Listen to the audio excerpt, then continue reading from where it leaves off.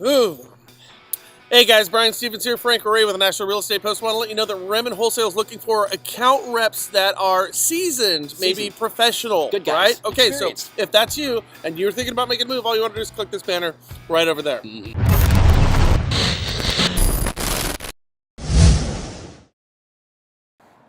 I got to tell you guys, right now we're in Boston, where it's a lot colder than it is in California. It's about 37. And hey kids, guess what? There's actually a Dunkin' Donuts behind us. Yeah. I can't believe it. I love it. These generational things are tripping me out. Get a chalky dude. Tastes real good. Yeah, exactly. So, speaking of generational things, if I were to tell you that by age 30, right now, you probably already spent $100,000 in rent, would that surprise you? Because it sure as hell surprised me. Now, Nick Smallwood in Arkansas, or Michelle Dugan in Mississippi, or Joe Bear in St. Louis, yeah, this might seem a bit extreme, but it's really not that uncommon. Yeah, I mean, we're in Boston, Massachusetts, where the average rent for an 815 square foot apartment That's is little. $3,016 a month. That's a lot of money. Hey, for a 3-bedroom, you're looking at over $4,000 a month, Yeah. man. So yes, it seems not only possible but probable. Now, if it's true, try this one on for size. 45% of the average millennial's income will be spent on rent between the ages of 22 and 30, and this is according to a new study by Rent Cafe. And that's going to be about $100,000. $100,000. Now, for these millennials, see, the problem is all these beard-wearing, Kafka-reading, microbrew drinking, sweet shoe-wearing millennials believe they need to be a 5-minute super intense stroll away from the trendiest of downtown coffee shops, where they can bestow their virtues of transcendentalism on a bunch of people who neither give a shit or have the time to listen to them. But let's face it, hipster, they wouldn't get it anyways.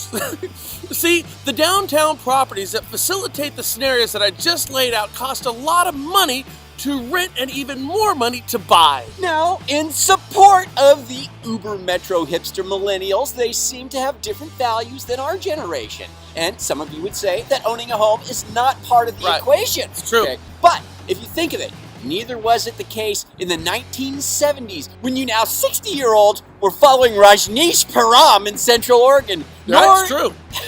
Nor is it the case when you 70-year-olds were dropping tabs and following Jerry and the Dead around the country. It wasn't until the greedy 80s when we came to our collective senses, man, and realized that the more you own, the happier you are in life. It's freezing out here. All right, now maybe we're getting a little bit off track, but those who came from the 60s and the 70s, understand this, guys, they ended up buying homes eventually. And the point is, so will these millennials. The difference is the amount of income to own a home now requires 4 times as much of your earnings as it did back then.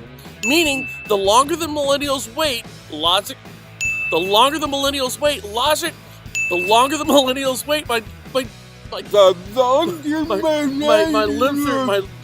are frozen. I know. The longer the millennials wait, logic would suggest the harder it's going to be for them to buy a house. So what's the point? Yes.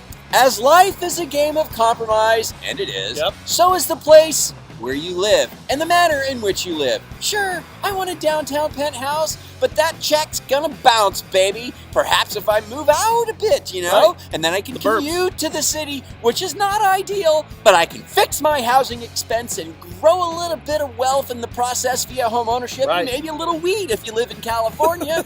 Now, a moment ago, I was poking a little fun at different generations. Right. Those that want to own, those that don't. They all eventually get to a place where they do own homes. So sure, there's something wonderful about the idealism of the 60s and the 70s, but there's a life compromise there too now, isn't there? And by the way, that's always been the case. So when you're talking to millennials about homes to buy, understand, you have to understand this. They're coming from a different place in the universe with different ideals and life expectations. Really, if you think about it, millennials are idealistic and making more money than any previous generation. True. They're a meld of the past 6 or 7 decades. Might make them smarter than all of us put together. Yeah. Talk with them about this great compromise in life that we've always had, how they can own a home and maintain their independent values in a way, as both of us are going through right now with our blossoming children, who are growing up right before our eyes. $100,000 by the time they're 30 spent on rent. I know. Wowza. Crazy. It's You know, crazy. that's a report to get out there and let them know, hey, you're pissing away $100,000 by the time you're 30. Don't do that. Right, compromise. Just live Compromise. a little further away. Right, you can still be you, man. You can still be you. All right, you guys have a great day. Leave us your comments down below. We'll catch you guys later here at the National Real Estate Post. Let's get out of here. It's freezing. Yeah, it's a little bit chilly. Freezing. I'm going downtown. I'm shipping off to Boston. We're such wussy Californians. I know. Man, I'm going to rock hard till 7:30. Yeah. Later, guys. Bye.